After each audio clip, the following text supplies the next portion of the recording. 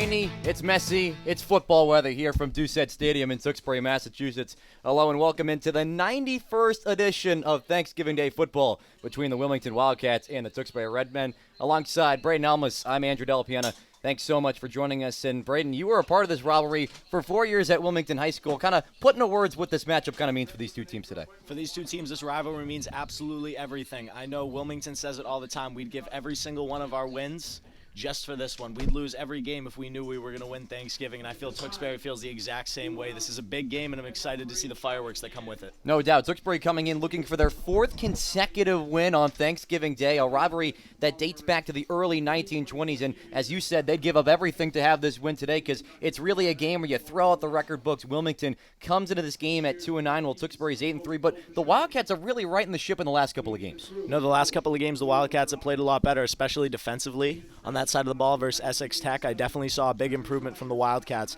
And they're a young team led by 15-year-old sophomore quarterback Mark Holleran, so they're going through the growing pains right now. But this game should, again, have a lot of fireworks in it. Yeah, when we spoke with Coach Turner earlier in the week, he said he's in the developing stages of right now. This is someone who sat behind a really good quarterback last year for Mark Holleran, and now for him to kind of step into this number one role as a sophomore. Coach Turner said he's one of the better athletes we've ever seen come to this program, but it really feels like now is the right time to him to step into fruition. Definitely the right time for him to step into fruition there. He's looked super good in practice. I know he's training over at M2 Quarterback Academy. I see the kid all over town throwing the rock every day, so he wants it just as bad as every senior on this team wants it. Now let's look at the Tewksbury side of things, a team that's coming off a state semifinal loss to Tewksbury just on Saturday, so a quick turnaround for them as they're looking to pick up, again, a 14th consecutive win over Wilmington, headlined by quarterback captain Vincent Ciancio, who's looking at a couple of D1 offers right now, but someone who has really turned the page. 16 touchdowns to 1 interception ratio, a lot better than how he was in his first 2 seasons. A lot better. He's better at protecting the ball, throwing the ball all over the field. I've seen him throw the ball. He's got a little sidearm motion to him, but he gets the ball where it needs to be. Very impressive from the Redmen this year. A little Mahomey, if you will, from Vincent Ciancio, but we'll head downstairs to see the results of the coin toss. Honored today by the class of 2024 in the TMHS Hall of Fame class.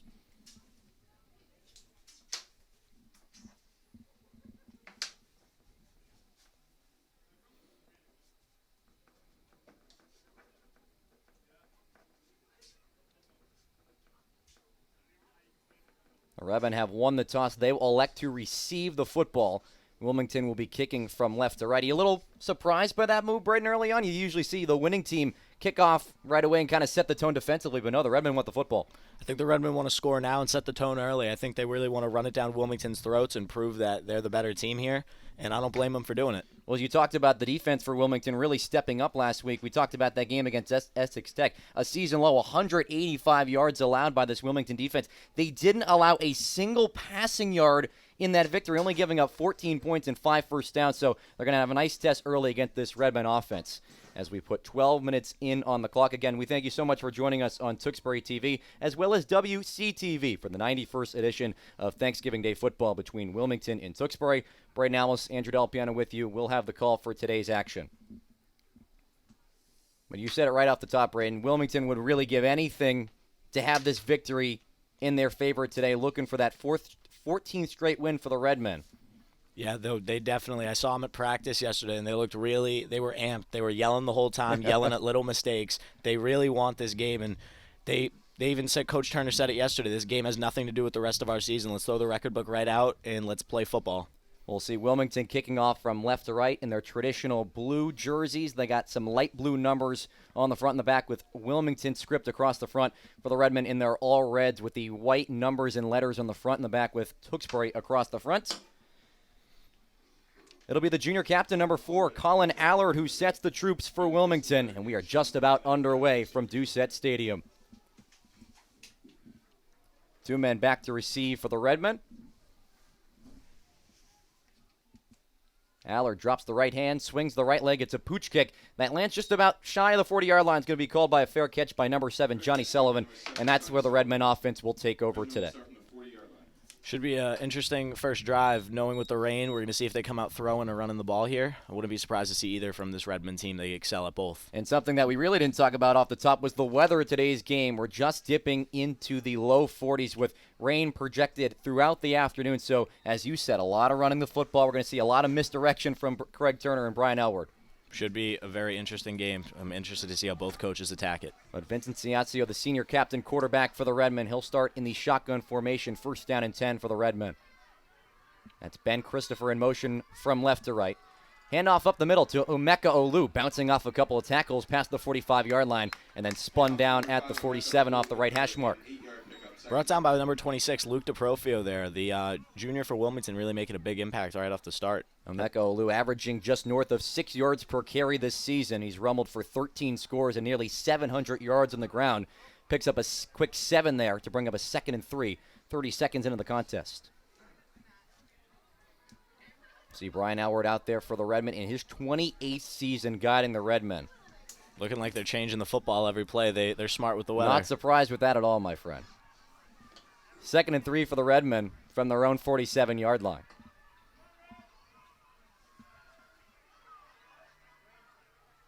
Ciazio, time in the pocket, pump fakes, launches down the near sideline. He's got Sullivan, incomplete. Broken up by Aiden Bellevue there, the sophomore from Wilmington High School.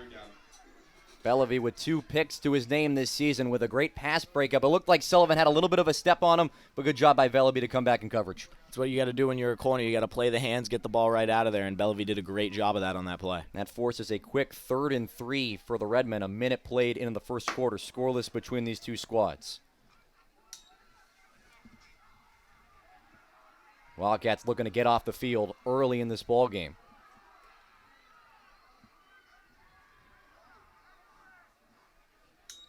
Ciazio, straightaway handoff to number 44, Manny Mangata, who's breaking free inside the 40, inside the 30, and shoved out of bounds. A big run on 3rd and 3, just when you may be expecting a play action. The Redmen keep it on the ground. They pick up a big chunk, and now they're inside the 25. And that's what you do on those little 3rd and 3 plays where you need a big first down. You give it to your big guy, Manny Mangata, who really runs the ball well. They mark him down just shy of the red zone at the 21-yard line. 1st and 10 for the Redmen. A minute 20 gone in the first quarter. Scoreless between the Cats and the Redmen. Empty set for the Redmen. Ciazio takes a snap, throws it out to the far sideline for Ben Christopher. Shimmies off a couple of tackles and then brought down just shy of the 15-yard line. Called the 17 for a short gain on 1st down. Brought down by Pat DeLucia there. Pat DeLucia had a little bit of a quiet season compared to his sophomore year this year for the Wildcats, but he's really picked it up over the past few weeks and really found his spark again. And DeLucia also doing a good job on the offensive side of things as well. He's been the number 1 tight end for the Cats only in his junior campaign. Hands like glue at DeLucia. 2 minutes played in the first quarter. Tewksbury nothing, Wilmington 0. The 2nd and 7 for the Redmen from the opposing 17-yard line. Redmen converted on that key 3rd down to keep this drive alive thanks to the big play by Manny Mangata, who motions in the backfield. Ciazio, his pass tipped and incomplete. Again, Pat DeLucia on the breakup there. That was DeLucia getting his left paw in the midst of it, knocks it down, and that forced a 3rd down. Pass intended for 81, Mason Viets. 3rd down, 7 to go. That was the same kind of bubble screen they tried a little bit early in the drive to Ben Christopher, but give credit to Pat DeLucia, he was all over that one. Another 3rd down upcoming for the Redmen. Not really known as a field goal team this season, so it really feels like it's 4-down territory here inside the red zone.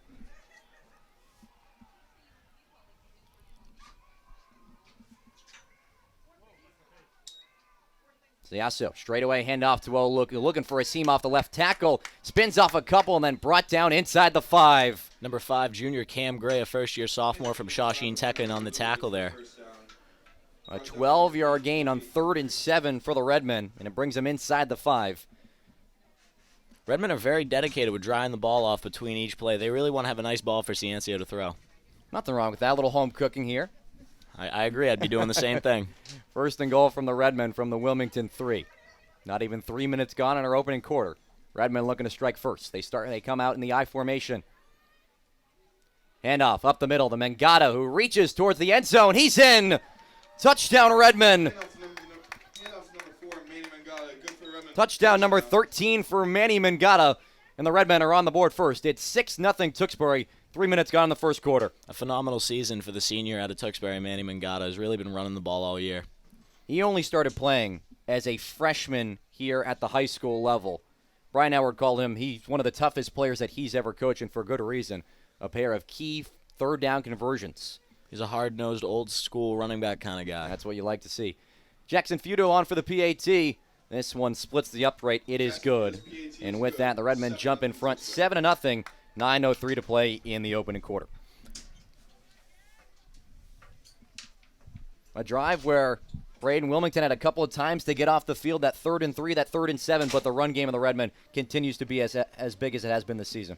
Yeah, they're just not capitalizing on their opportunities to get to third down. They give up a run right up the middle for 10 yards. It's an aggressiveness thing, I feel like. You got to get low and you got to tackle. It's something that both coaches really preached in here when we talked to them earlier in the week that, again, with the weather conditions, we're going to see a lot of running the football, and it's going to be a game, as most football games are, that you have to win in the trenches, and the advantage goes to the Redmen in the opening drive. Yeah, no, definitely. Craig Turner yesterday was showing the guys that basically Tewksbury is going to try and run the ball down our throats. We got to get low, really wrap up, and bring them down. We can't just tackle high, can't tackle with the arms, especially on someone like Manny Mangata. Ball set up on the tee on the Redmen side of the field as they are just about to send it away. That's number 81. One of the seniors celebrating on Senior Day, Mason Viets. He swings the left leg, and it's a line drive that is nearly caught by Colin Allard in the back of the end zone. It goes all the way into the end zone. He'll pick this up, and it'll be enough for a touchback. And with that, we'll see the Wilmington offense for the first time today, trailing 7-0 with under 9 minutes to go in the opening quarter, led by Mark Holleran, who we talked about off the top, someone who has really taken a big jump this year at the quarterback position and would really like to kind of make his mark here in today's game. Yeah, he went from playing in the JV Thanksgiving game here last year and throwing a few touchdowns to really solidifying himself as the starting varsity quarterback through all the offseason work he's done. I'm very excited to see how he does today. He's just north of over 1,000 passing yards on the season, a 7-7 touchdown to interception ratio, but does complete over 60% of his passes, which has been a good sign for the youngster. Wildcats starting from their own 20-yard line. It's a handoff right up the middle to Captain Gus Lambert, who's meeting a pile of red jerseys in the mix there. Just only got about 3 yards on first down. Yeah, Gus Lambert, a Boston Globe Player of the Week not too long ago, has really been making a name for himself, especially over the past few weeks, over 400 rushing yards, I believe. And for good reason. When you rush for north of 250 against Arlington Catholic, you'll get noticed by the rest of the state, and that he did. As you said, he's picked up 362 rushing yards in the past 2 games to go along with 6 touchdowns. Unbelievable past few games. I'm excited to see if he carries the momentum here. 2nd and 7 for the Cats, attacking from left to right. Pistol formation for Holleran. Another high snap, handoff up the middle to Lambert. Lost his footing there at the 25-yard line, and he'll fall forward to 26, another gain of 3 yards. Brings up 3rd and medium. Handoff to Gus Lambert, good for a pickup of 3 yards. And, they really got a 1-2 punch with Gus Lambert and Aiden Bellavy there. I'm excited to see how they really utilize that. I'm also excited to see how Tewksbury's prepared their team for that. And the best thing that Coach Turner's talked about those 2 backs is there's not a 1A, 1B sort of in that room, as they're both kind of fullbacks, halfbacks. They like blocking for each other. They don't care who really gets the stats on the score sheet, but still, great to have a nice little tandem in your backfield. I agree. They're both hard-nosed kids who like to run it. 3rd and 5. Holleran's going to drop back. He's got pressure up the middle. He evades it. Still on his feet. He's going to decide to tuck and run and just slide down at the 20-yard line. Manny Mangata applying the pressure off the edge after Joe Barletta couldn't seem to wrap him up. I believe Mark Holleran made a business decision there, not wanting to get blown up by the Redmond defense this early into the game. Looks like Wilmington will come out to punt. A sack of about 6 yards on 3rd down. So after Wilmington couldn't get off the field on 3rd down, the Redmen do so. They force some special teams unit to come on the field. Punter Colin Allard, the junior captain here, will be kicking the ball for the Wildcats. He's got the return man, Johnny Sullivan, standing at the Wilmington 45. Allard standing inside his own 10-yard line. He averages about 34 yards per punt. So Sullivan playing a long-range game just short of midfield. But it's a good snap. Allard, a pooch punt towards the Redmond sideline. Gets a good Wilmington bounce. and will be out just at the 48-yard line, and that's where we'll see the Redmen's second drive of the game. Little known fact about Colin Allard, he has the Wilmington High School punt record with 71 yards at Burlington High this year. It was a really big punt. That's longer than most NFL guys' averages. Yeah, it was very impressive. No wind, no anything, or maybe a little Probably bit? a little bit of wind, maybe a little bit of a lucky roll. You don't see that in the stat sheet, though, so we won't really talk too much about it. 6.5 to go in the first quarter. Braden Alamos alongside Andrew Delapiana. 7-0 Redmen in the 91st edition of the Thanksgiving Day Classic. Redmen back on offense after an opening drive touchdown. Ciascio, fake handoff, rolls out to his right. He's got 3 blue jerseys draped all over him, and he's dropped back prior to the 30-yard line. The Wilmington defense getting back there, not fooled by the play action at all. Junior Luke DeProfio with a big sack. He was recently thrown into the varsity spotlight, and he's making a name for himself. Great play by DeProfio there. Just his 9th tackle of the season. And Braden, this is a Wilmington team that doesn't get to the quarterback a whole lot. Just 6 sacks entering today. That's a pretty big one. That's what happens when you stay disciplined. They didn't bite on the play action there. They didn't all drop back. The linebackers did what they needed to do. They got in there. They gave pressure to Ciancio, and they brought him down. Just about a second and a mile for the Redmen. Pitch play to the near side. That's Nicky DeCisco, the junior, getting the carry. He's got a lot of free room all the way up past midfield, and he's spun down at the 49. Brought down by Cam Gray and Jacob McCauley, two again, players who haven't played any varsity football coming in their first year of varsity football and making an impact, having to start right away. DeCisco getting a large chunk back. He's only seen 40 touches this season for 200 yards. But he gets about 20 yards back there to make a 2nd and 28 into a 3rd and 5. It's a great pickup by DeSisto. Makes this 3rd down a little bit more manageable after the loss of about 18 yards in the first down play of the drive. Ciancio fakes the play action. Looking over the middle. He's got to evade some pressure. He'll step up in the pocket. He'll launch down the near sideline. He's got Sullivan. He couldn't reel it in.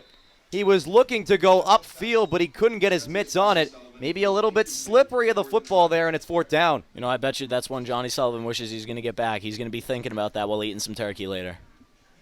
Hopefully some good turkey at that. Hopefully. Some little appetizer in the morning with some Thanksgiving football. Enjoy a nice meal with your folks later today at least. 4th and 5 for the Redmen. The offense going to stay on the field. Ball spot at the Wilmington 48-yard line. Under 5 minutes to go in the first quarter. It's Redmen 7, Wildcats nothing.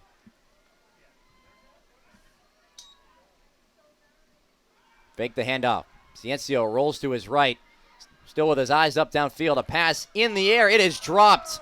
Great breakup by Gus Lambert just in front of the Wilmington sideline as Jake Burns nearly got his mitts on it, but it's a 4th down stop for the Cats. You know, maybe the Wildcats were just a little sleepy. They finally woke up. They got involved on defense. I'm excited to see their offensive possession here. This is the defense that has been successful on 4th down now 12 of 19 times this season. They get a big stop there and even better field position at their own 48-yard line with 4:34 frozen on the first quarter clock, with the Redmen leading 7-0. Josue Rivera out there at center, the sophomore for the Wildcats. He started playing football last year, already making a big varsity impact.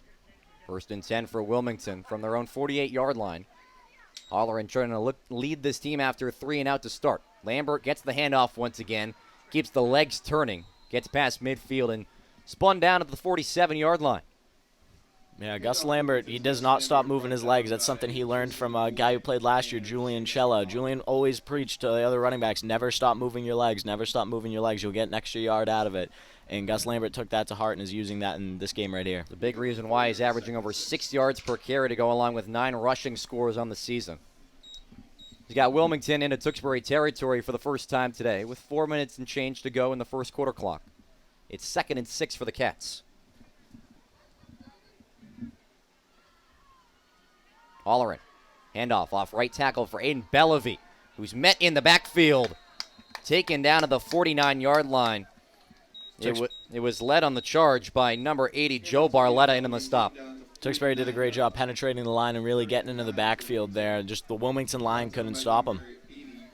A loss of 3 yards on second down, and that's where Wilmington can't afford to have plays like that. You get a good chunk play on first down, but then you lose about 3 or 4 yards on the next play. Makes it a longer third down for your quarterback. It makes it a little more difficult, and you're putting a lot of pressure on that, again, the sophomore quarterback.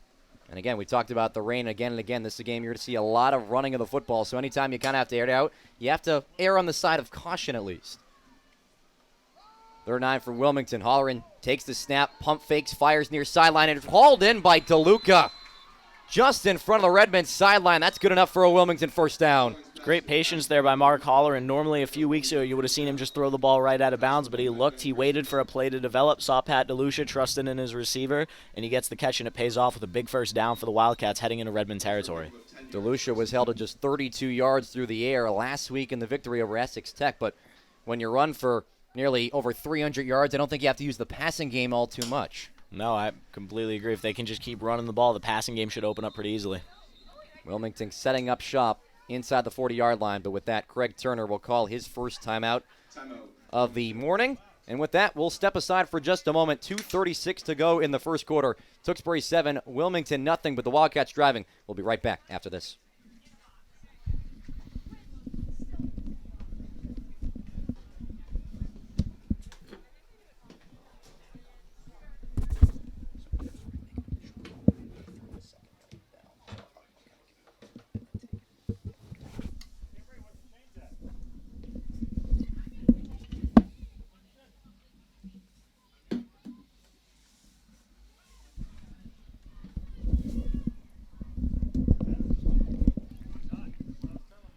Wilmington walking back to the field out of the timeout. 2:36 to go in the first quarter.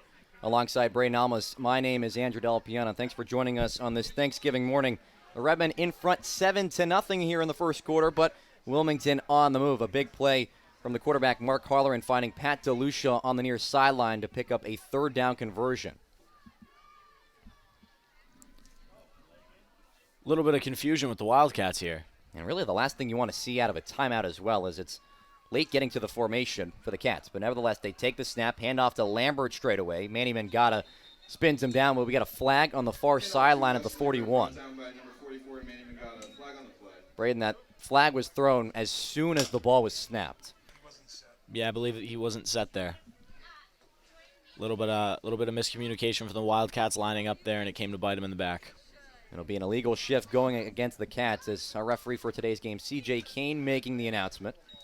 That'll send back Wilmington 5 yards to the opposing 44-yard line.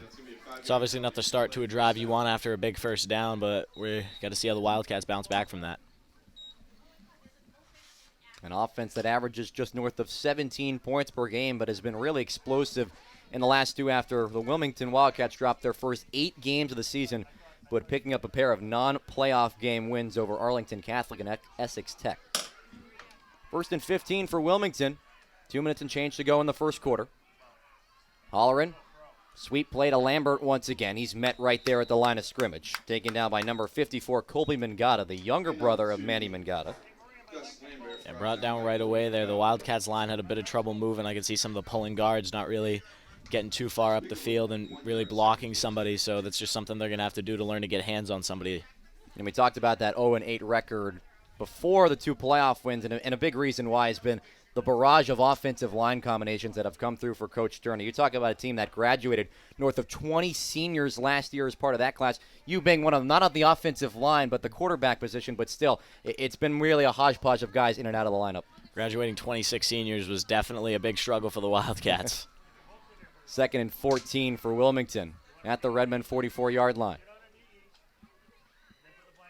Holleran, little Statue of Liberty play. It's a screen play up to Bellevue, who's got some space down the near sideline, rushing inside the 30-yard line, and he'll step out just shy of that. But Coach Turner, a little trick up his sleeve on the play action into a slip screen.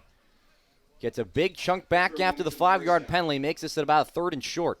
And sometimes that's the kind of play you need to run when your offense is struggling a little bit of trickery to get everybody going. Just getting down to under a minute to go in the first quarter. Tewksbury 7, Wilmington nothing. The Redmen scoring on the opening drive, but the Wilmington defense holding on the Redmen's next drive on 4th down, and now with Wilmington charging, looking to put some points on the board.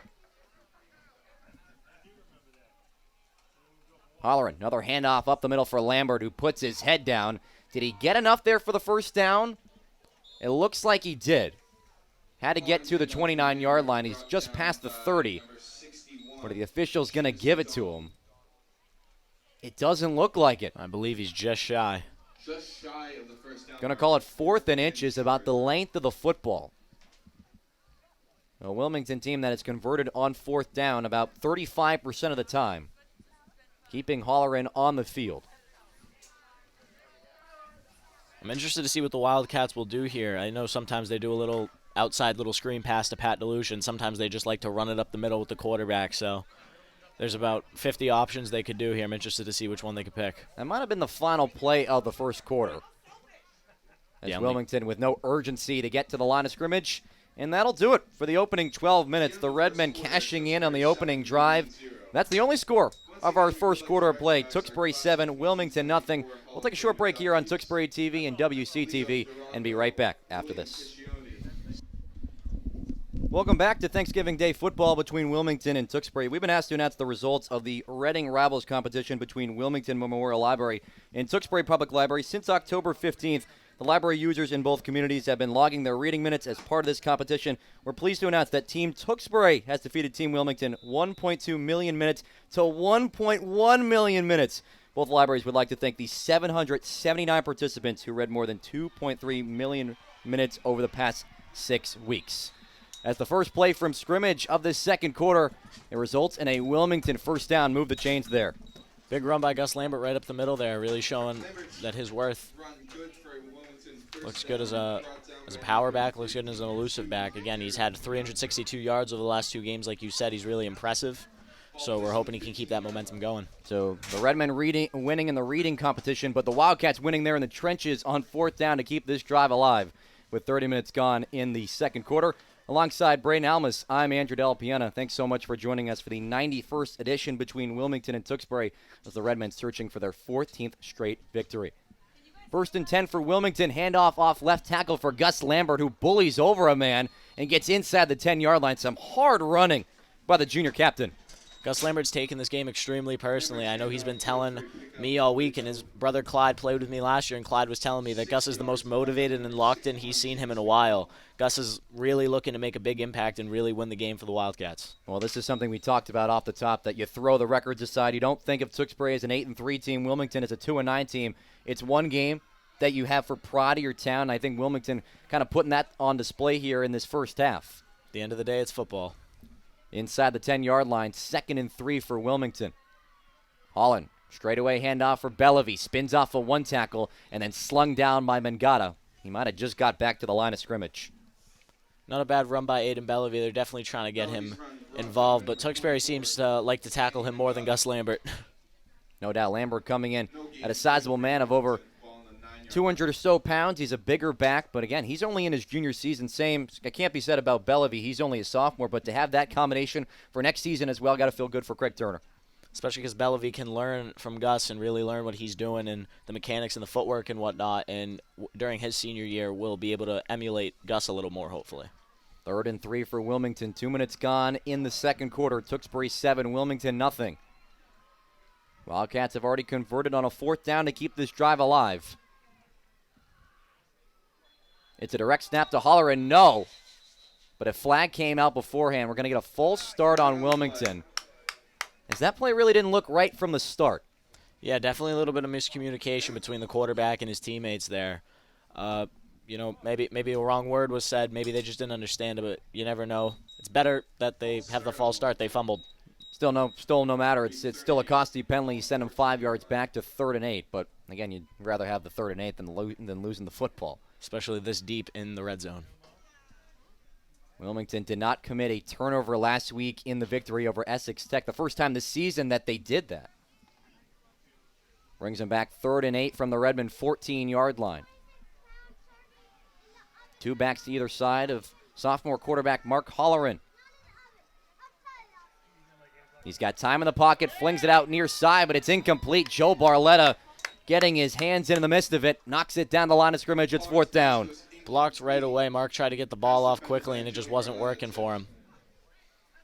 Not a bad attempt, not a bad play call there by the Wildcats, but Jude Carletta really got in there. Or Joe Barletta, I'm sorry about that. 9:06 frozen on the second quarter clock. Tewksbury 7, Wilmington nothing. 4th and 8 from the 14-yard line. Coach Turner will obviously go for it here. There's no sense in not doing it in the red zone. Already converted on 1 4th down earlier in the drive. Why not make it 2? Wilmington 14 for 18 in the red zone scoring-wise this season. That's about 78% of the time they put up some points. Looking to keep that momentum here on 4th and 8.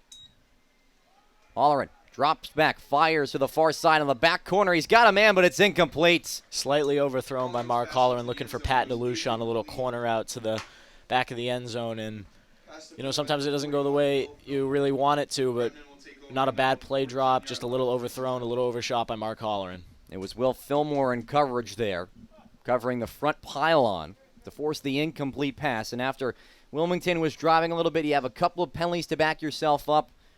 Results in a turnover on downs, and the Redmen take over at their own 14-yard line.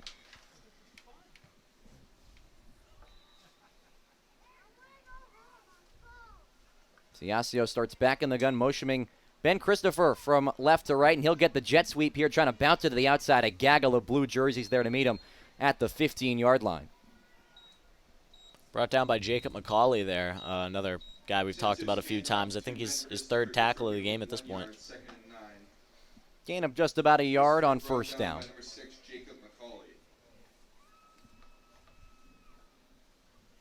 Couple of touches for Ben Christopher here in the early going. He's more of a wide receiver role, as you saw him there on the jet sweep, running into the backfield. 2nd and 9 for Tewksbury from the 15-yard line.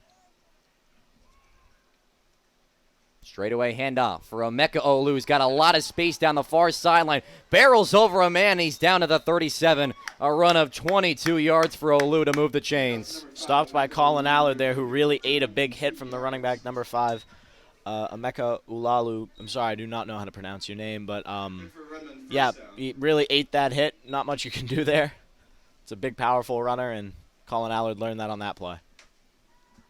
Emeka Olu averaging over 6 yards per carry entering today for 13 scores. And that run just put him over 700 yards rushing on the season.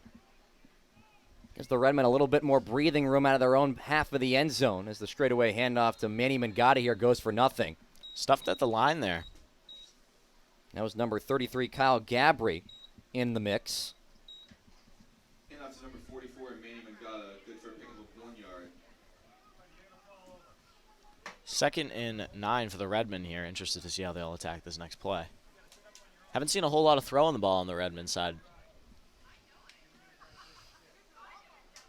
They rush up to the line of scrimmage for the 2nd and 9 in the I formation. Straightaway handoff for Olu, who's got some space, bouncing it into the middle of the field, still in between the hash marks, and gets barreled down at the 47-yard line. Another big run for Emeka Olu, and the Redmen are in Wildcat territory.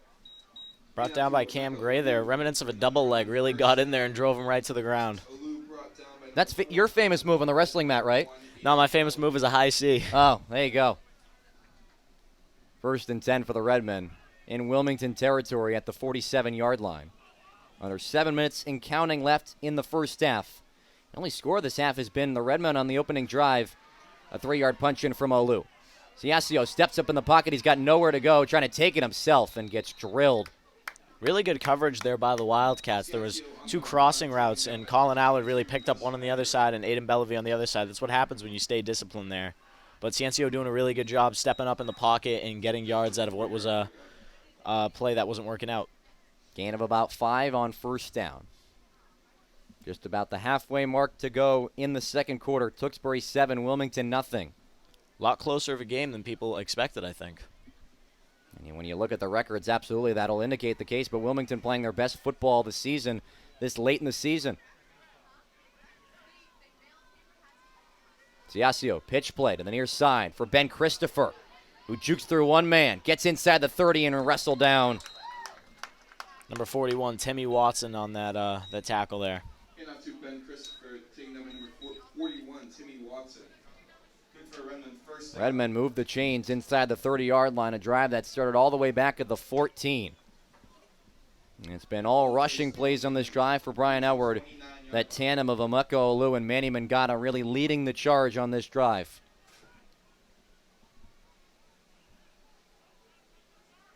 Siasio, handoff up the middle to Mangata once again. Puts his head down, still on his feet, and has to be taken down by at least 4 blue jerseys as he gets inside the 25. Mangata really runs like a bull. Taken down by number 4, Colin Allred, number 6, Jacob McCauley, and Aiden Bellamy.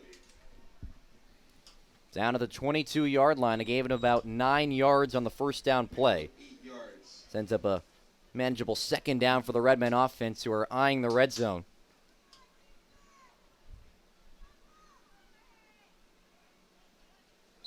Siasio takes the snap, but it was Ben Christopher off the right side of the line who jumped early. And that can be tough, Braden, when you have a wide receiver set up at the end of the line, someone who's not traditionally down in a three-point stance, to have them kind of block for a potential run play. No, again, you're asking him to block a linebacker instead of a corner there. It's a big difference for a receiver, and Ben Christopher just got happy feet there. Looked to be a little bit of a miscommunication. Ciencio moving his left foot up and down, probably to signal a little bit of a motion, and I think the motion wasn't going, so I think that's where everybody got a little confused. 2nd and 7 for the Redmen with 4.5 to go in the second quarter. Ciencio, QB draw up the middle, shakes off a one tackle, still on his feet, rumbling inside the 5. Did his momentum take in the end zone? It did! Touchdown Redmen, a 26-yard scamper for Vinny Ciasio, and the Redmen double the lead. It's 13-0 Redmen, 4:16 to go in the second quarter. An absolutely beautiful run by Ciancio, looking and seeing the open space and then running through people, using his momentum to carry him into the end zone. A really impressive run by the senior quarterback. Just his 5th rushing touchdown of the season. And after the false start against Ben Christopher, the senior captain quarterback picks him right back up and says, "Hey, don't worry about it. I got you," and runs in from 26 yards. Jackson Fudo on for the extra point.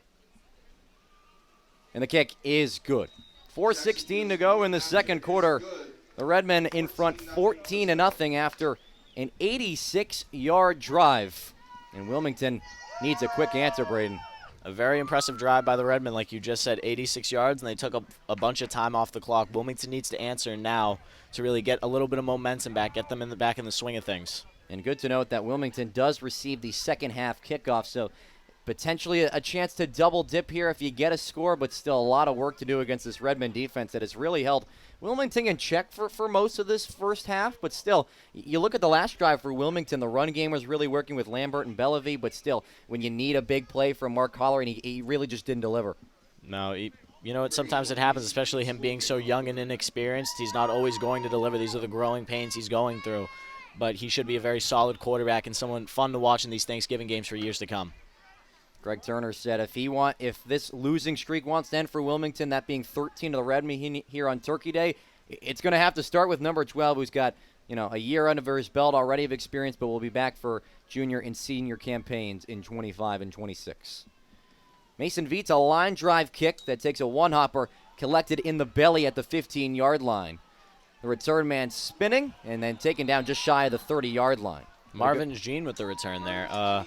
Somebody who really hasn't been utilized a whole lot this season. He's been thrown 9 catchable balls, caught 8 of them. 2 of them are touchdowns. And, he hasn't been used too much, but every time he gets the ball, he's a playmaker. He likes to make something happen. So good return there by Marvin Jean. And a big reason why he's getting those touches is because Connor Lavelle, the senior captain wide receiver, breaking his leg in week 3 of practice of the season. And an offense that was already pretty decimated to begin the season, graduating those 26 seniors. You'd love to have someone to turn to like that, but of course, the apparent injury back in week 3 really kind of hinders this offense. No, and this team misses Connor Lovell, and I think Connor Lovell misses this team. Ball set up at the 29-yard line, 1st and 10 for the Wilmington offense. Throw it out to Allard, who launches it downfield to Jeans. Can't reel it in.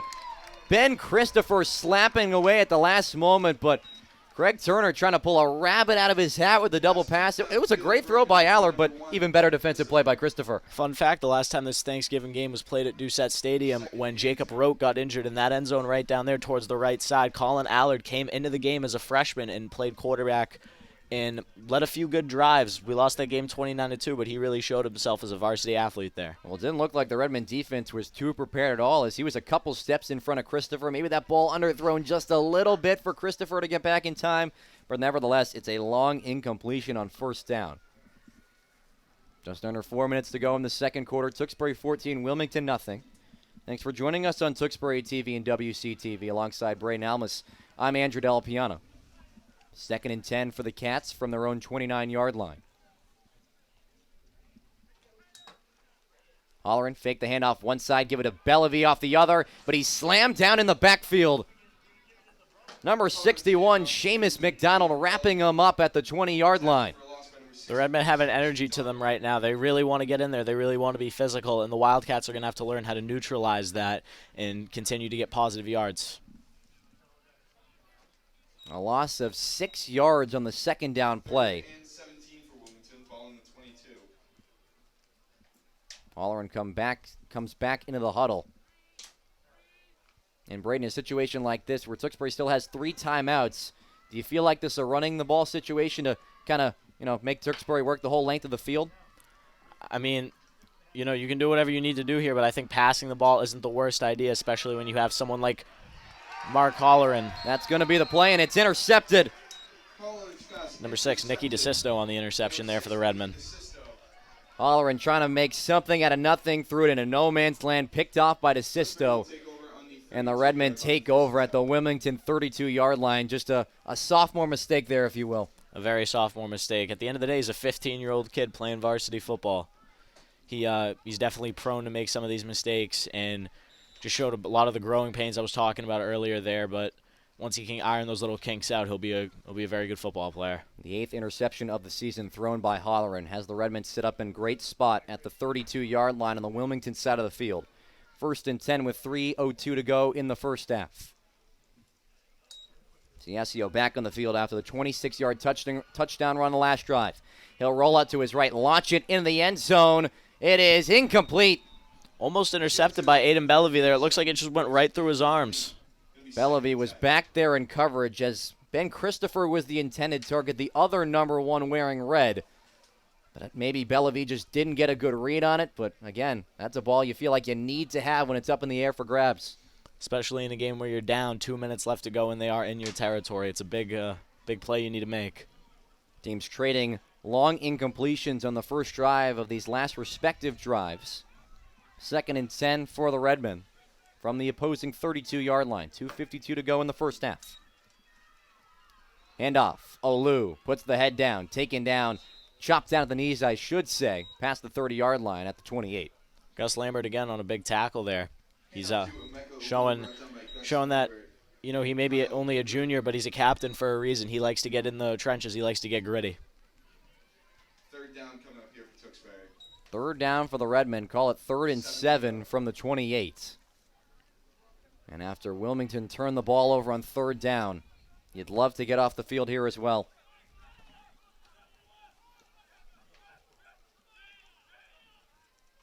Ciancio takes the snap, rolls out to his right, looking back the other way, steps up in the pocket, and he lost the football. Ball's free on the turf, and it's picked up by Wilmington. Kenny Bradley's got the football, and the Wilmington Wildcats get the big turner they were looking for.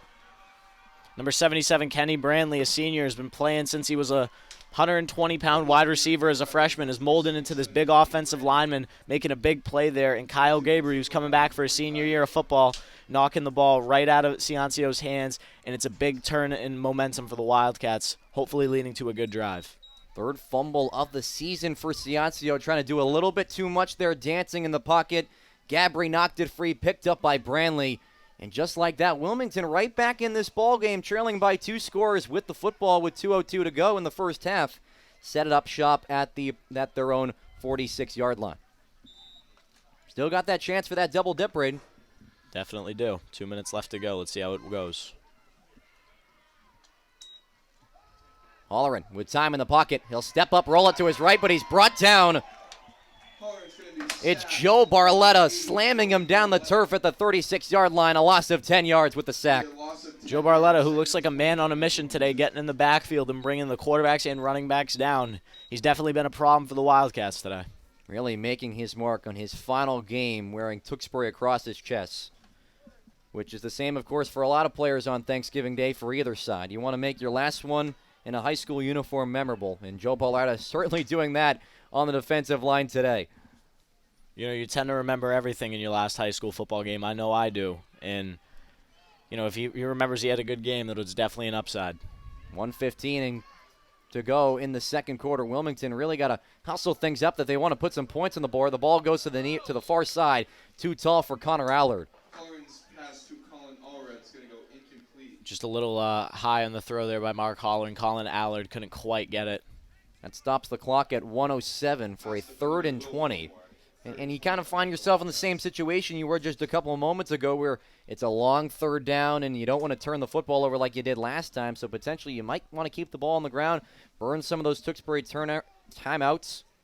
You know, with only 1 minute and 7 seconds left, I wouldn't be surprised to see Coach Turner try and have Mark air it out to maybe Colin Allard or Marvin Jean, try and get a big play before the half. But I also wouldn't be surprised to see him run it right up the middle with Gus Lambert just to keep the game safe. So Turner's got 2 timeouts in his back pocket. Brian Howard with 3 for the Redmen. They'll come out in the shotgun formation. And that's what they'll do. They'll hand it off up the middle, but nowhere to go for Gus Lambert. He's met there by Manny Mangata out of the linebacker position. And just like we said, Tewksbury going to call their first timeout with 1:02 to go in the half. Interested to see if Coach Turner will punt the ball here, if he's going to try and go for it. It does look like he's bringing his punt team out. But, you know, with the Wildcats here, you really do need a score going into the half to really keep your momentum going, because right now the Redmen have all of it. Even though we do get the ball in the second half, it should be an interesting next minute. 62 seconds to go in this first half. Tewksbury 14, Wilmington nothing. The Redmen cashing in on the opening drive of the game. Omeka Olu, his 14th touchdown of the season, then capped off that second score by Vincent Ciasio's 5th rushing touchdown from 26 yards out. And for Wilmington, it's an offense that has slightly moved the ball down the field, but you look at those negative plays, that has really been the biggest difference in this one. It has. You know, we get these big first downs, and then you get sacked for 20 yards, and it's not an ideal situation for the Wildcats. Definitely need to learn how to keep the ball going forward. So they'll bring Colin Allard out, their punter. He'll stand at his own 17-yard line with the return man, Johnny Sullivan, at his own 41. You'd love to get that 71 punt we talked about a little bit earlier.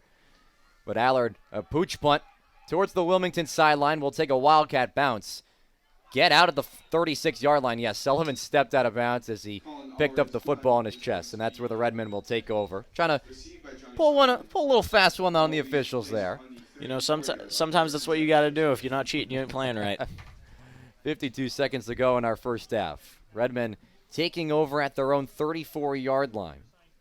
Looking to make this a 3-score game if they want to air it out with their senior captain quarterback, who's thrown for north of 1,500 yards on the season entering today.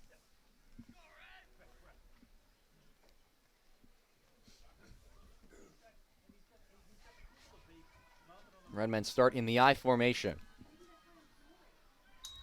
Ciasio, pitch play. Out to the near side for Nicky DeSisto, who had that interception earlier today, and he's spun down. Gus Lambert bringing him down the turf. After a gain of about 11 yards, nevertheless still a first down for the Redmen, but he took a hard hit on that one. Big hit there by Aiden Bellavy. Gus Lambert had the wrap, and Aiden Bellavy dropped his shoulder right in his shoulder pads and laid the boom. So, you know, the Wildcats obviously coming out with a little bit more aggression, but a great run by Nicky DeSistio there. 30 seconds and counting. The Redmen do have 2 timeouts. They want to speed things up a little bit. It's another pitch play. DeSisto gets the handoff again. He cuts back to the middle of the field. He's got a lot of green turf in front of him. Inside the 20, another cutback inside the numbers, and he's pulled down past the 15. Big run there by Timeout taken by Tewksbury, but Nicky DeSisto, have yourself a first half, my friend. Phenomenal run by Nicky DeSisto there. He's a very tough kid, and that's when you use your running back who has a little more speed than maybe Manny Mangata. You use him as a blocker. He really got up the field. He made 3 Wildcats miss and got, I believe he's inside the 15-yard line there. It'll be 1st and 10 for the Redmen at the Wilmington 14. 15 seconds frozen left in the second quarter. 1 timeout left for Tewksbury, 2 for Wilmington. And this is a drive where you can really change momentum. The Redmen have only spent 37 seconds going about 65 yards or so, thanks to some big chunk runs by DeSisto. And with only 15 seconds left in the game, you know the Wildcats are really hoping to not have another score. They want to get 21-0 going into halftime. But the Redmen are obviously really looking to drive. They really want this score because at that point, if you have 21-0 in a halftime, the momentum's all yours. You leave the Wildcats feeling pretty defeated. And if you're Craig Turner, it's been a Redmond offense that has really ran the ball down your throat in this first half. What are you telling the guys right now as they're just 15 yards away from the end zone? Telling the guys that you got to get physical. You got to stay to your assignments, trust your teammates, do your job, get low, wrap up, and tackle. A lot of arm tackling I can see from the Wildcats, just getting their arms there. You really got to level change a little bit, wrap up around the back, and really just drive your feet and bring them down. I'm not seeing enough of that from the Wildcats, especially in the secondary. Both teams back to the line of scrimmage. Ball set up at the Wilmington 14. 1st and 10 for the Redmen. 15 seconds to go in the half. Ciascio, another pitch play. He'll get it to Ben Christopher this time. Stays on his feet to avoid one tackle. Cuts it back. Still on his feet. He's in the end zone. What a run by Ben Christopher. He scores from 14 yards out, and the Redmen are in front 20-0 with 5 seconds to go in the first half. And that's exactly what I was talking about with the arm tackling from the Wildcats. They went, just tried to wrap up with their arms and bring them down. Nobody's really getting low, changing their level, and exploding through. A Houdiniac from Ben Christopher to plunge in for 6. And the Redmen just taking 47 seconds on a drive that went about 80 yards to cap off the first half. Budo, his 3rd extra point of the day, is through the uprights. Nicky DeSisto on the hold there. That guy does it all, huh? Call him the Swiss Army knife in this first half. He was leading the charge down the field on that touchdown, and Ben Christopher gets credit for the touchdown, but it was number 6 leading the charge. And as the Redmen up 21-0 with 5 ticks to go in the second quarter. 81 Mason Veets looking for the kickoff here. I'm looking to see if he'll maybe do a little squib kick and try and get the timeout, or if he's really going to punch it deep and keep the Wildcats on their toes.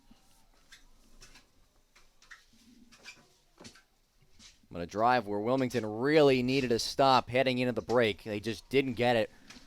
And as Tewksbury just marched right down the field. And Wilmington does get the football to start the second half to look for some momentum at least.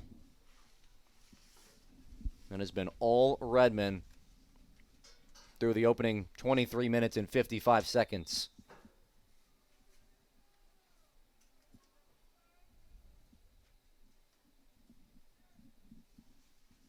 Beats back with the football, teed up at the 40-yard line.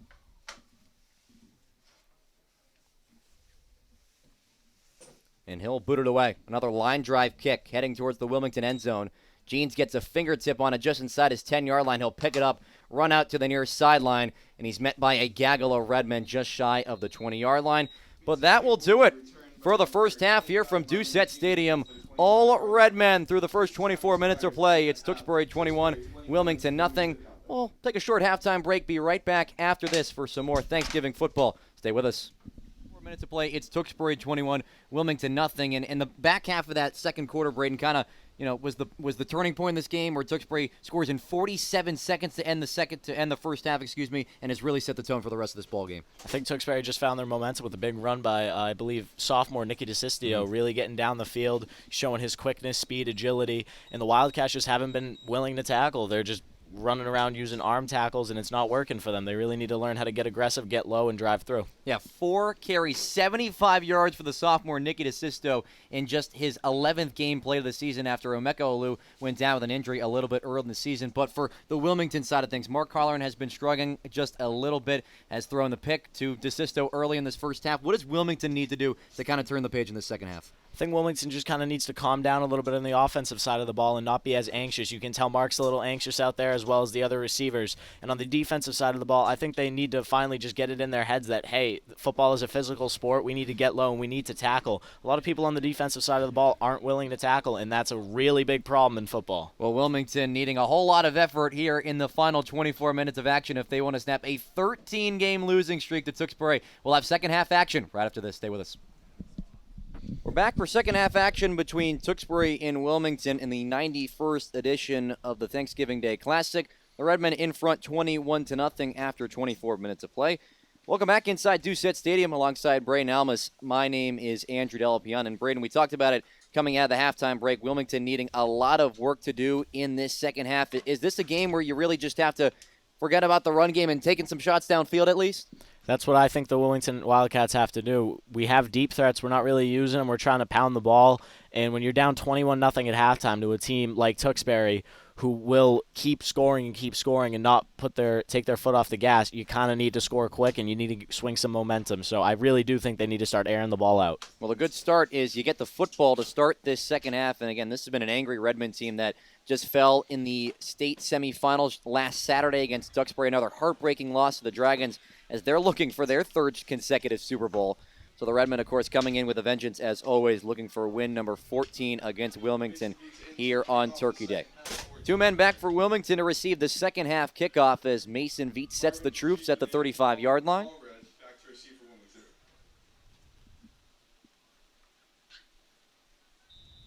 The rain still continuing to come down here in Tewksbury. Projected rain throughout the rest of the afternoon. Veets swings the left leg, a high arching kick that is taken by Marvin Jeans just shy of his 10-yard line. He'll take it up in between the hash marks, run into his own blocker, and then drag down at around the 26-yard line. A return about 17 yards for the senior, and that's where the Wilmington offense will start. Mark Holleran was solid in that first half, not as well as we thought he was going to play entering this contest. 2 for 6, 22 passing yards with that interception, and Nicky DeSisto would turn into a touchdown. But if you're Coach Turner in this huddle right now, what are you telling your young quarterback? Yeah, you just have to keep instilling that you have confidence in him and that he's there for a reason. Mark's, again, he's a young kid, but he can really throw the ball, and he hasn't thrown it a whole lot this game, especially with the poor decision-making with that interception, but you got to keep giving him the chances. And again, like you said, it might be time to start taking some shots downfield, down 21-0 with under 24 minutes of game time left. Wilmington starts at their own 25-yard line. It's a high snap corralled by Holleran. He'll give it up the middle to Lambert, who keeps the feet moving, breaking through a couple tackles. And then Johnny Sullivan, the free safety, brings him down. But good hard running by Lambert to start the drive. Again, Gus Lambert's been running hard the whole game. He does not stop moving his feet, and he's a very, very aggressive kid. He will continuously make the effort to get an extra yard, even if it's gonna kill him. He's a very good runner. Someone who's been an absolute beast in the last 2 games entering this contest.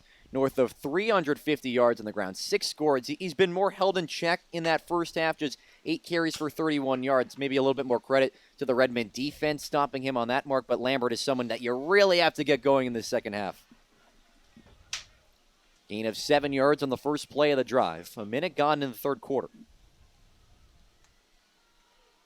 Holleran fake the handoff to Lambert. Take it to the outside for Bellevue, who bounces off a 1 tackle. Flag flies on the field. Came into the backfield around the 28-yard line after Bellevue scampered for about 3 yards just shy of the first down marker. But it's a holding penalty going against the Cats. And again, they continue to shoot themselves in the foot with these penalties, Braden. Again, just like the Wildcats really need to stop making things harder for themselves. A good run by Bellevue picked him up, maybe not a few yards, but it got him in a better position than what they were. And they, again, like as you just said, they shot themselves in the foot with a 5-yard penalty that's going to set them straight back. That's going to take the football inside. Yeah, 10-yard penalty. I know what you meant there. Takes that ball inside the 25-yard line at the 22. Makes it a 2nd and 13 after, again, the 7-yard run to start the drive by Lambert. Then the penalties continue to eat you up.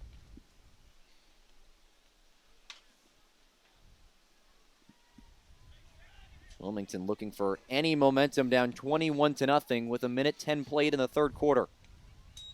It's a high snap corralled by Holleran. He'll throw to the near side, in and out of the hands of his target, but it got caught.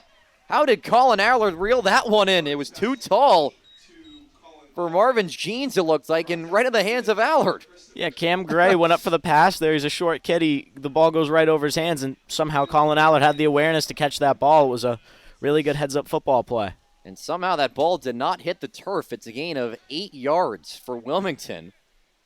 So if you're Craig Turner, you got to be feeling about that play. That should have been 3rd and 13. You turn that into 3rd and manageable. The football gods are in Wilmington's favor right now. Holleran's hoping that is still the case for this 3rd and 5. 3-step drop back, fires over the middle. The pass is intercepted. Picked off by number 20, the senior Jay Lavoie. And for the 2nd time today, Mark Holleran has thrown an interception. Mark Holler proving again that he is a sophomore quarterback who will make sophomore mistakes. He's struggling a lot this game. Maybe the pressure's getting to him.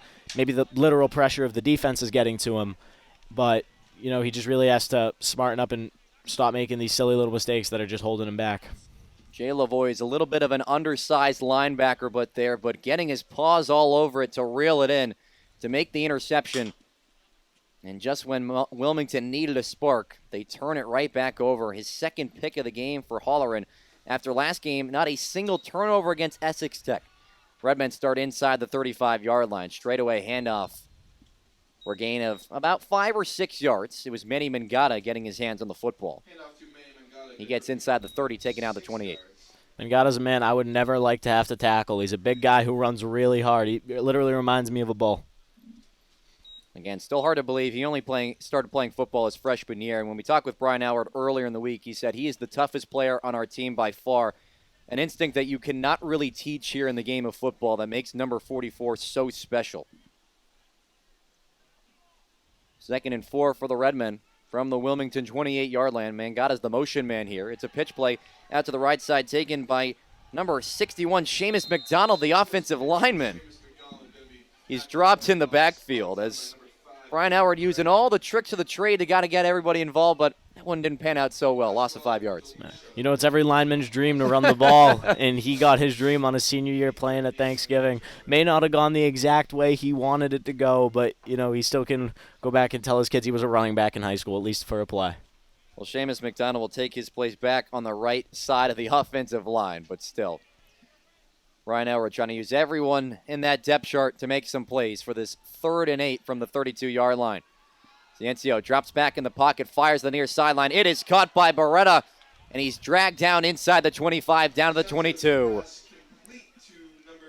Great look by Ciencio there, throwing number 80, I believe, Joe Barletta. And Joe Barletta got great separation on Gus Lambert there, who was caught flat-footed. Great separation, a great catch, turned up the field. Was eventually brought down, but a great ball and a great catch and run after the catch by the Redmen. Barletta, who's had his fingerprints literally all over this game on the defensive line. A couple of pass breakups in that first half and now getting involved in the receiving game.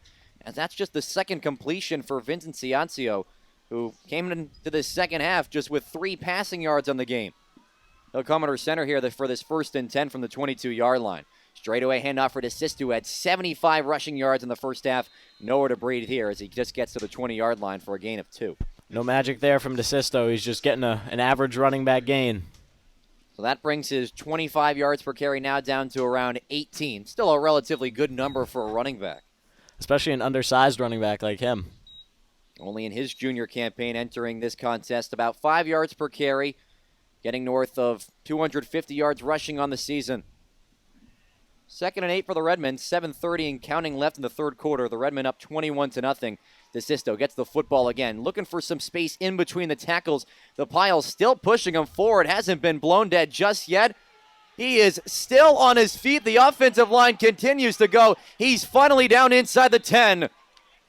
So credit about 1 yard for DeSisto, about 15 yards for the offensive line. 1st and goal for the Redmen.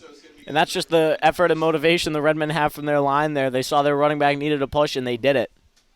It's a phenomenal effort there by the Redmen. Again, it'll be DeSisto who gets all the yards there, but you got to give the offensive line maybe stumping on the stat sheet for that, pushing him about 10 yards for the 1st and goal. Gonna throw him a hamburger after the game. Redmen have it 1st and goal inside the 10 at the Wilmington 8-yard line. 6:35 and counting in the third quarter. Redmen 21, Wilmington nothing. The line shifts from right to left. A heavy set on the left side of the line.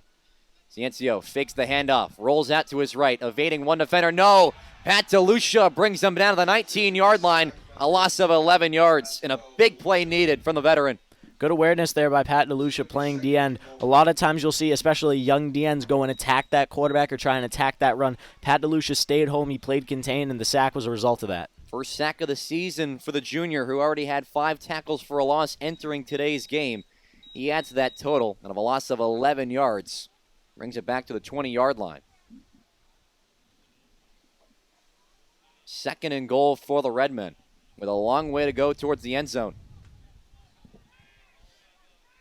He's got DeSisto to his left. Christopher's the motion man from right to left. Ciencio takes the snap, batted down at the line of scrimmage. Kyle Gabry getting his right paw on it, and that brings up a 3rd and goal. Gabry showing his long reach. He's a basketball player and a phenomenal pitcher for the Wilmington High baseball team. He has long arms and he uses them. That's why he's placed at D-end. He bats a lot of balls down. Similar to what Joe Barletta's been doing on the Redmond side of things, as it's Gabry getting his hands in the mix of it. Makes it 3rd and goal from the 20-yard line. And, of course, that big sack, a big reason why Wilmington has pushed the Redmen in a tough spot right now for this 3rd and goal.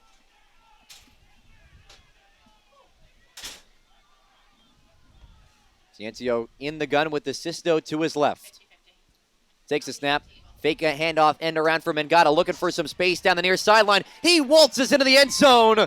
Touchdown, Redmond.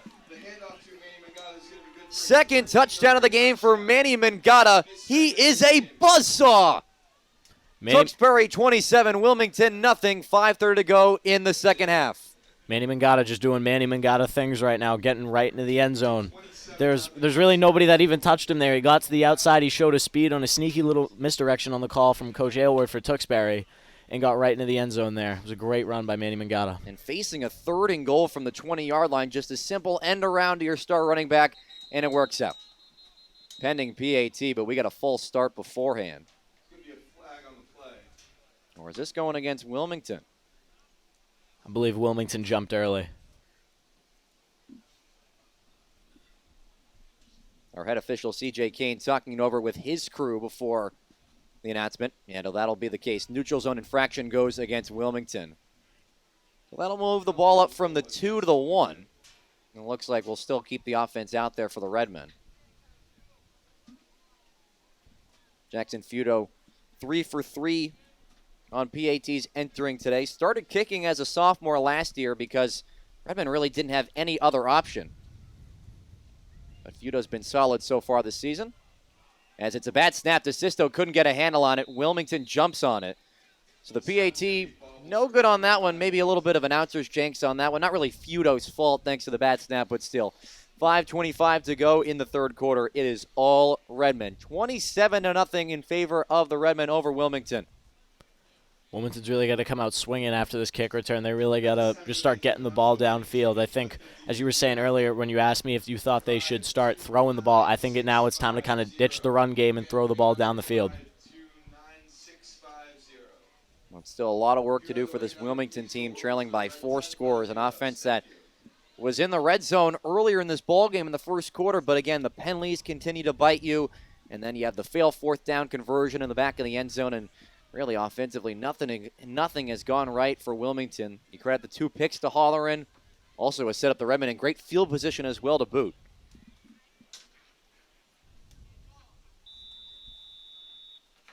With special teams unit back out for either side. The kicking unit out for the Redmen. The return team out there for the Cats. As Mason Viets has had a lot of work to do with that left leg off that tee.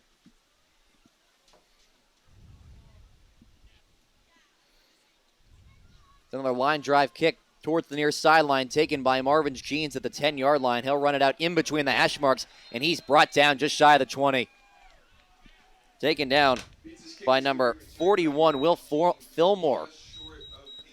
Fillmore did a great job there just doing what Wilmington hasn't done, getting low. He may not have been able to wrap up, but he caused Marvin Jean to fall. He delivered a good hit. It's a really good hit from Will Fillmore. Wilmington's offense takes over at their own 20-yard line. 5:16 frozen on the 3rd quarter clock. It's Tewksbury 27, Wilmington nothing. Here on the 91st edition of the Thanksgiving Classic between these two squads. Thanks so much for joining us here on Tewksbury TV as well as WCTV. Braden Almus, Andrew Del Piano with you. 1st and 10 for Wilmington. Looking for any momentum to try to climb themselves back in this game. Offsides by Colin Allard there. And not the start you're looking for if you're trying to get back in this game. Definitely not the start. Colin Allard just, maybe he didn't hear the snap count, but just started running.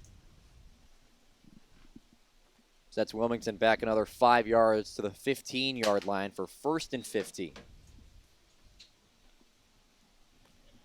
An offense that has really been buzzing as of late in these last two games. You look at the numbers, you say more than 600 rushing yards on the ground versus Arlington Catholic and Essex Tech. But when you take on a team that just went to the state semifinals, it really turns down to a matter of an opponent. There's definitely a difference between Arlington Catholic and Tewksbury. Holleran starting this drive in the gun.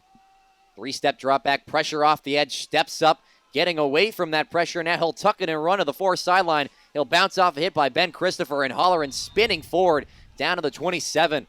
Nice run there from the sophomore. He had pressure coming from the outside, steps up, gains about 12 yards. And that's where you can see the maturity of Mark Holleran is starting to peek through the cracks. He steps up in the pocket, evades, gets out there, and then lowers his shoulder into a Redmond defender, not scared of contact.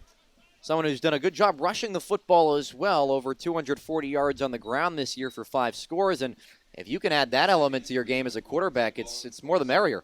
Yeah, there's a lot of dual-threat quarterbacks now. It didn't used to be like that, but Mark Holleran is definitely a new-age quarterback. You got your guys like Lamar Jackson, Josh Allens of the world, guys that can really do it all. It's a great asset to have as a quarterback.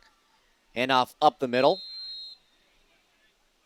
That goes for a short gain. It was Gus Lambert getting the football there for about 2 or 3 yards or so. Brings up that 3rd and short for Wilmington after, the 5-yard penalty to start this drive. You get a big chunk play back from your quarterback.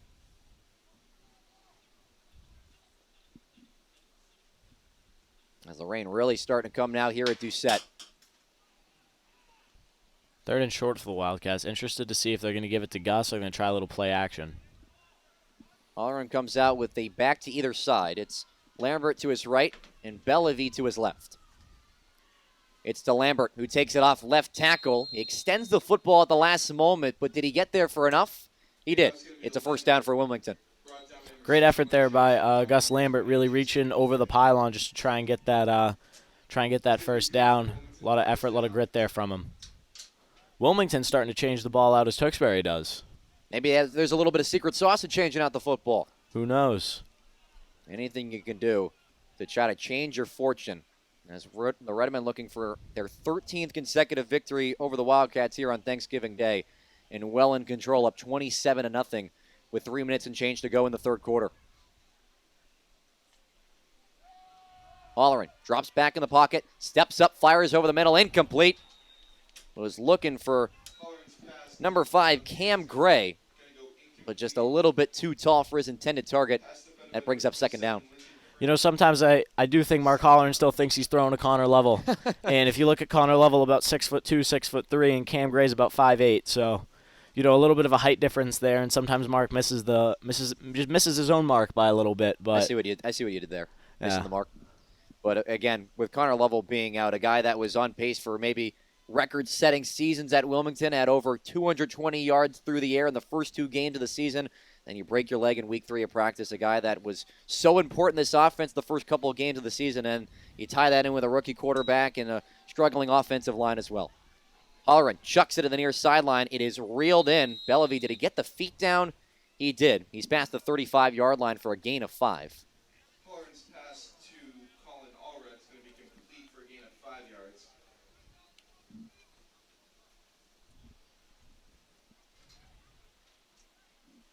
Ends up a 3rd and about 5 for Wilmington from the Redmond 36-yard line.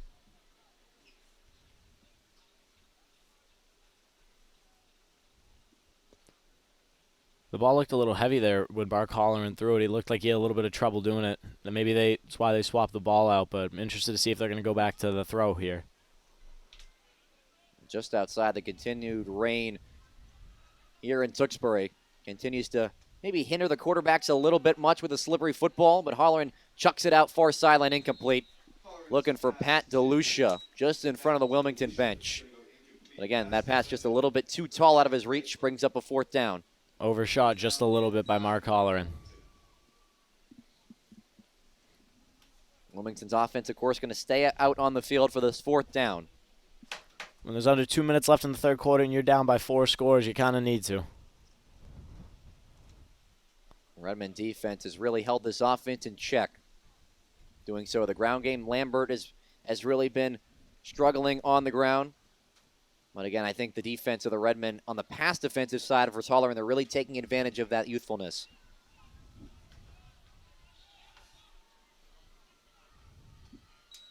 Redmen bring 5 off the line. Quick throw for Holleran to the far side. It is caught and completed for a first down.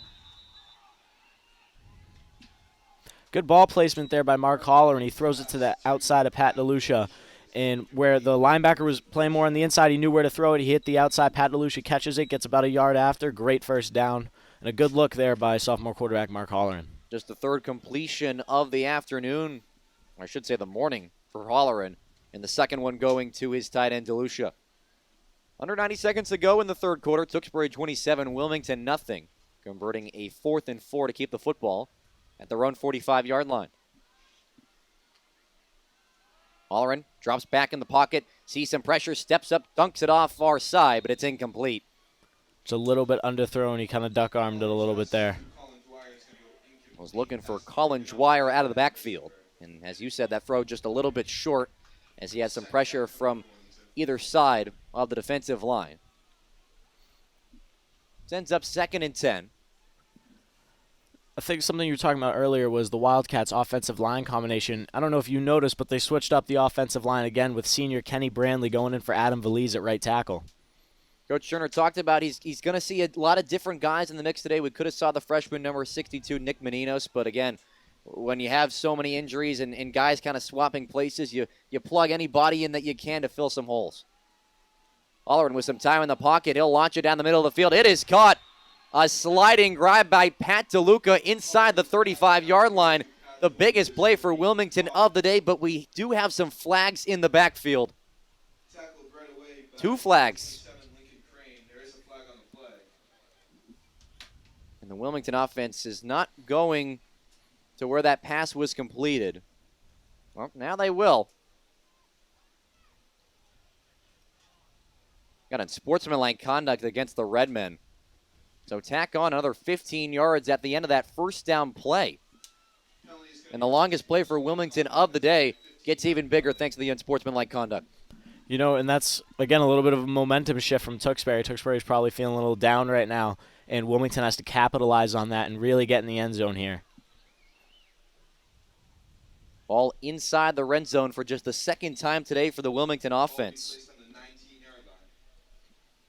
Under 40 seconds to go in the third quarter. Wilmington down 27-0.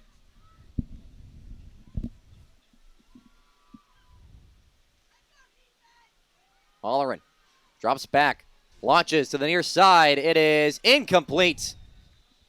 A high twisting ball. He was looking for Cam Gray right about the 5-yard line, but maybe a little bit too much hang time as there was 2 Redmen in the area. A lot of air, not enough mustard on that ball. Sets up a 2nd and 10 from the Redmen 19-yard line with 19 seconds to go in the third. Wildcats, they're kind of doing a little bit of a cross kind of route with Colin Allard going inside on a post. I think Mark maybe rushed his decision there a little bit, seeing that Colin was wide open. Is there a thing as too many open options when you're a quarterback or no?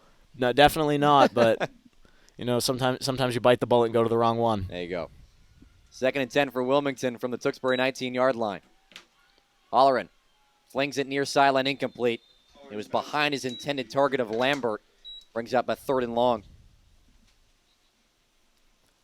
Inside the red zone here, again, the Wildcats really have to capitalize. They don't have to score on this play, but they need to at least get 7 or 8 yards so the 4th down's manageable. Redmond bringing in an extra defensive back on the field as Johnny Sullivan comes in for number 73, Anthony Curie. Redmond are pretty confident throws coming out here.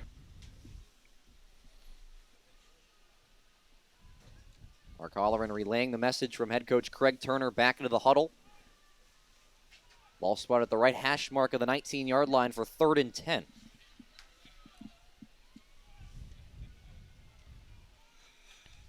Two receivers set to either side for the Cats. The play is blown dead before it even starts. Delay a game going against Wilmington. It's going to be delay of game going against Wilmington. 3rd and 15. And Just when you think Wilmington is picking up just a little bit more on offense, again, the penalties continue to bite themselves. I couldn't have said it any better when you said earlier that Wilmington continues to shoot themselves in the foot. And it feels like, as well, they've come at the most unopportune times as well. I agree. And when you have such a young, inexperienced team, especially as Wilmington, with, I think, 10 out of the 11 guys last year on the offensive side of the ball were seniors, so you got to really learn how to not make these mistakes. 3rd and 15 for the Redmen, 24. Holleran, some time in the pocket, launches over the middle, pass intercepted. Pass is going to be intercepted. Number 27, Lincoln Crane, the senior, reeling it in inside the 10-yard line. Holleran with really nowhere to go on the 3rd and long. He just flung one over the middle and right into the hands of Crane. 3rd interception of the day thrown by Holleran. Just poor decision-making there by Mark Holleran. He's got a lot of upside to him, but, throwing some of these balls into double coverage and to the back shoulder of your receiver when he's running more to the inside, there's just certain things that you can't do as a quarterback. And, again, he's young. He's going through a lot of growing pains. As I remember when I was playing, and I played against Vincent Ciancio, and he was throwing balls over his receivers' heads and all over the place. And, it is growing pains, and all good quarterbacks will tell you that. But, making these growing pains obviously isn't ideal. 5 seconds to go in the 3rd quarter. The Redmen pinned up on the 6-yard line on their own side of the field. This will most likely be the final play of the frame. Ciancio will keep it on a QB keeper. No, it's number 12, Will Harrison, who gets the handoff, still on his feet, and then steps out of bounds just past the 15-yard line. Well, that'll do it for the 3rd quarter of play. The Redmen continue their domination. Put the 4s up here at Doucette. It's almost 4th quarter time between the Redmen and the Wildcats. Again, Tewksbury 27, Wilmington nothing. We'll step aside and be right back after this. 4th quarter time here at Doucette Stadium in Tewksbury, Massachusetts. Thanks for sticking with us, spending your Thanksgiving morning with us on Tewksbury TV and WCTV. Braden Almus, Andrew Del Piano with you for the 4th quarter of action. Tewksbury 27, Wilmington nothing. Redmen with the football. 1st and 10 from their own 19-yard line. And Braden, just when we thought Wilmington's offense was picking up a little bit of steam on that last drive, Mark Holleran throws his 3rd pick of the game. First play of this 4th quarter, a quick pass out to the left side. It's caught by number 3, Sean Callahan, for a short gain. Sean Callahan, another kid who's a very good athlete. Got an injured Wildcat on the field around the 15-yard line on the Redmond side of the field. I believe that's Kyle Gabry. He is down on his chest right now. And, of course, this is the last thing you want to see in kind of a blowout game like this, especially for Gabry, who spent the entire season on the defensive line. He's been a mainstay for Coach Craig Turner. And especially in his last game of high school football as well. Gabry is a very inspiring kid, a great story coming back playing football after having an open heart surgery just 2-3 years ago.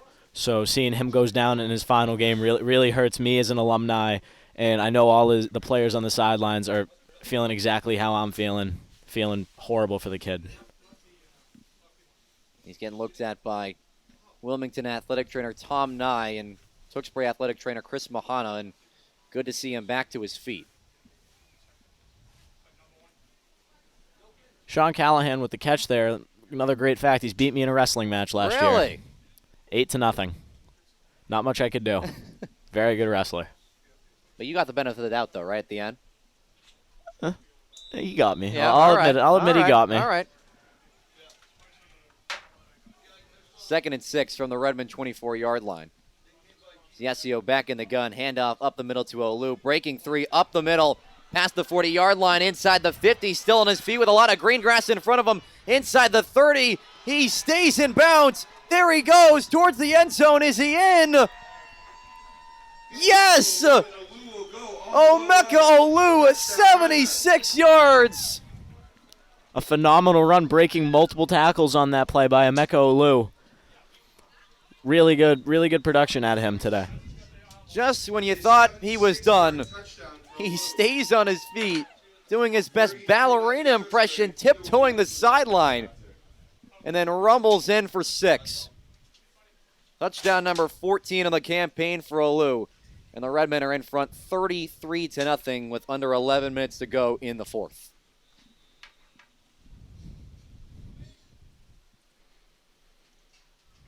Redmond special teams looking to bounce back from that failed extra point last time out. The snap is good, and the kick is good as well. Feudo 4 for 4 on the morning.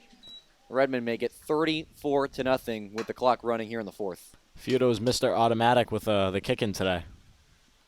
Still got another season as well as a senior. Maybe branch out, take a couple of field goals next year if you're stuck inside the 25 and maybe a long 4th down. But again, that's next season's problem we don't have to worry about. But again, 34-0 in favor of the Redmen. We'll take this short break to remind you that we've been announced to announce the results of the Reading Rivals competition between Wilmington Memorial Library and Tewksbury Public Library. Since October 14th, the library users, both communities, logging reading minutes as part of this competition. Pleased to announce Team Tewksbury has defeated Team Wilmington by 0.1 million minutes, 1.2 million to 1.1 million. Both libraries would like to thank the nearly 800 participants who read more than 2.3 million minutes over these past 6 weeks. A lot closer than this game. I'll tell you that much, absolutely. So Tewksbury looking to win in both of those categories and well on their way to win number 14 in a row against the Cats.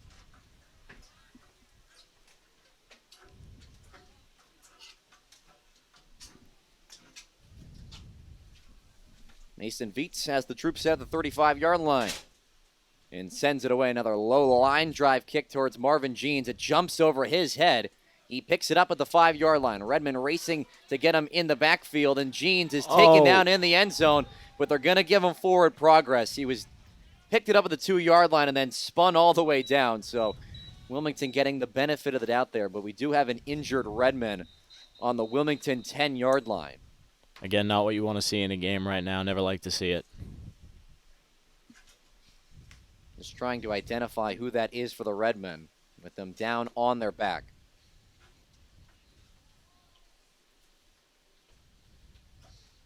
But while that player is taking a look at, we'll step aside for just a moment. 8:53 stopped on the 4th quarter clock.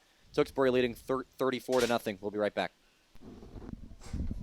Good to see number 10, Jason Sheeran, back to his feet after the kickoff return. Wilmington starting this drive in their worst starting field position of the morning at their own 2-yard line after the kick from Viets jumped over the head of Jeans. He picked it up at around the 2-yard line, then got tackled in the end zone, but forward momentum puts him just inside the 5. Mark Holleran in the offense still out there. Don't believe there's enough people on the Redmond side of the ball. Nevertheless, handoff to Gus Lambert, and I think that might be the case as well, as Brian Elward not fuming on his sideline, but, screaming at his guys a little bit to get back to the line of scrimmage, guys. We still got 8 minutes and change left in this game. Lot can change in 8 minutes. Gain of 2 yards for Gus Lambert. With under 8 minutes to go in the contest.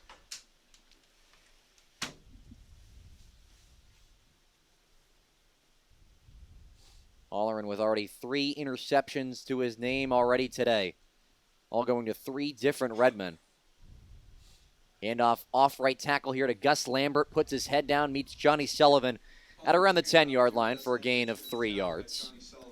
Substitution for Wilmington on the receiver end of things. Colin Allard comes out, and Shane Tassoni, number 7, comes in for the Wildcats. We talked about this barrage of new players that are influx into this lineup. Tassoni, one of those freshmen that Wilmington really has to develop really quickly. We've talked about Holleran all game long, but still. 3rd and 3 for the Cats. 7 minutes to go in the ballgame. The Redmen leading 34-0. Holleran, 3-step drop back, fires over the middle, caught by Bellevue, and he's dragged down immediately by number 61, Seamus McDonald. He's shy of the first down marker. Great catch there by Aiden Bellevue, but Seamus McDonald stuffed him as soon as he caught the ball. The Redmen almost anticipated that play was coming when the linemen kind of scattered a little bit. Wilmington rushing to their own sideline for the play call here. As Johnny Sullivan, the return man, is back there for the Redmen, anticipating a punt. Feels like really got nothing to lose down 34 with 6.5 to go in the game. Now this is a time where you kind of get the seniors in, you get some underclassmen, some reps. Now, excuse me on that front. We said Shane Tassone is a freshman. He's actually a senior. He has him wrong on our score sheet, so we apologize for that. But Wilmington does have the punting unit on for Colin Allard. With a pooch punt towards the Redmond sideline. It's caught by Sullivan around the 42-yard line. He'll take it down the near sideline with some space in front of him. He puts his head down, barrels over Allard inside the 5-yard line. A return of about 37 yards for Johnny Sullivan. And even special teams making their mark in this game. That's got the Redmond offense first and goal. You know, that's what happens when sometimes you do a little pooch punt towards the weak side and you have no one going down there to tackle him from that side. He gets right. I think maybe the punt accounts for 1 yard. Redmond cycling the offense back into the field with under 5:30 to go in the contest. Essentially looking at the final action for a couple of these seniors here for the Redmen, and the Redmen will make a change at quarterback. It looks like Vinny Ciancio is done for the ball game and potentially has had his final high school football snap. It'll be the freshman, number 12, Will Harrison, coming into the ball game. He takes over with the Redmen at the Wilmington 6-yard line with a pair of new cats in the backfield and Jason Lavoie and number 33, Jack Lightfoot. Handoff up the middle to Lavoie.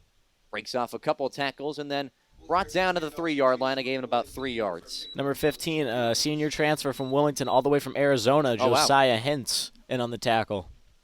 It's a long way. That is a long way. Jason Lavoie getting the carry there. He's had the interception early in the game. In his final game as well at the high school level.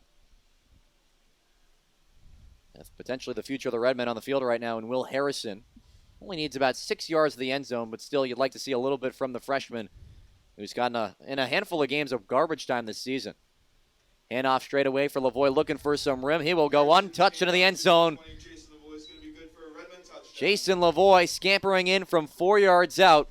And a good moment on senior day for Jason Lavoie. He's got the interception. He's got the touchdown.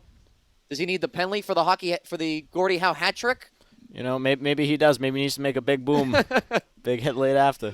Redmond in front 40-0 with 3:45 and counting left in the final frame.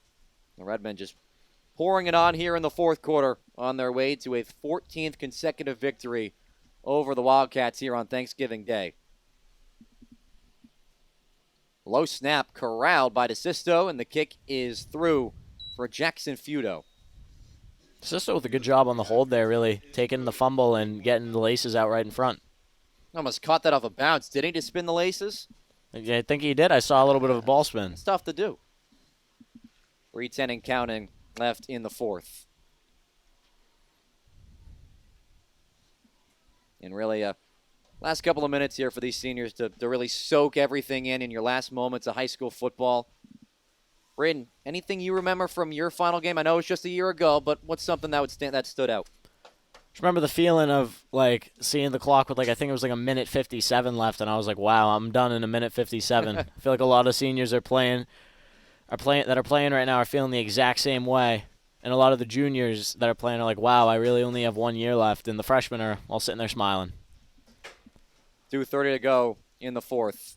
Looks like Wilmington's offense is going to get the football one more time to get some snaps in for those final seniors on offense. I'm assuming everyone kind of just wants to get out of here, get out of the rain, enjoy some turkey a little bit later. Again, we wish you a happy Thanksgiving from Tewksbury TV. I do not blame them. It is pouring. Luckily for us, we've been inside the comfy press box all day long. So it's great. We appreciate all the new renovations here at Doucette Stadium. I do not envy my old teammates standing over there. Mason Viets lining up to kick it once again. Another line drive kick. Caught by Gene at his own 10-yard line. He'll run it out towards the left hash mark and then be brought down just shy of the 20-yard line. 15, Marvin's Gene brought down right away by Cam Goodner. Ball spotted around, call it the 17-yard line. Excuse me, the 22-yard line with 90 seconds to go. As we'll see the Wilmington offense for the final time this season.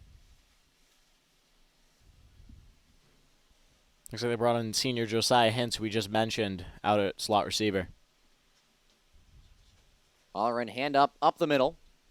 That one going to Lamberts, and he'll scamper forward up for 2 yards.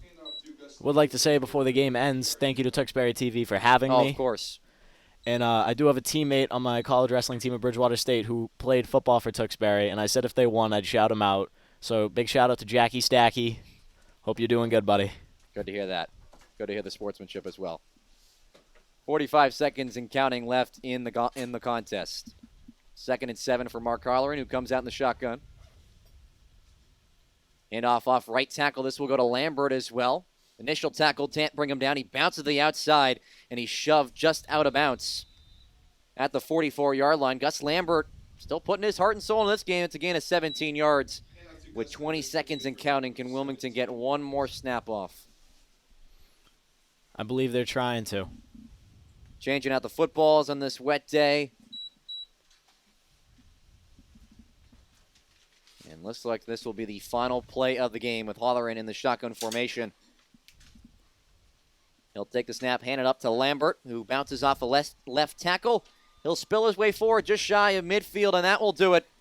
Death, taxes, and the Redmen winning on Thanksgiving Day make it 14 in a row for the Redmen in a 41-0 victory over Wilmington. Thank you for coming to today's game, and please drive home safe. And Braden, a game that was really all Redmen from the start. And again, it's 14 in a row for the Redmen. Another season in the books. You know, another season of Redmen and Wildcat football. Been a pleasure to watch both these teams throughout the year. And again, thank you guys for having me today. Of course, with the Redmen going 41-0 winners tonight, Wilmington finishes this season at 2-10, and the Redmen improved to 9-3. But again, you played your last high school football game just a year ago. What kind of message are you leaving to the seniors if you were still a part of this team? I hope you left it all out on the field, and I wish nothing but the best for you boys. I know it's tough the night after. You're kind of just sitting there thinking, I'll never play again. But it's tough, but, you know, you'll get through it. Go play your other sports. Go have fun, and go do whatever you want to do. Just have a great life, I guess. Well, we still got 2 more seasons of high school sports before we wrap up things. But a special thanks to our producer, Brian Dorrington, our director, Jason Martian. Of course, a big thank you to you for joining us on the broadcast, Braden. No problem. It was a pleasure. We say so long from Doucette Stadium. My name's Andrew Delpiana saying so long and happy Thanksgiving, everybody.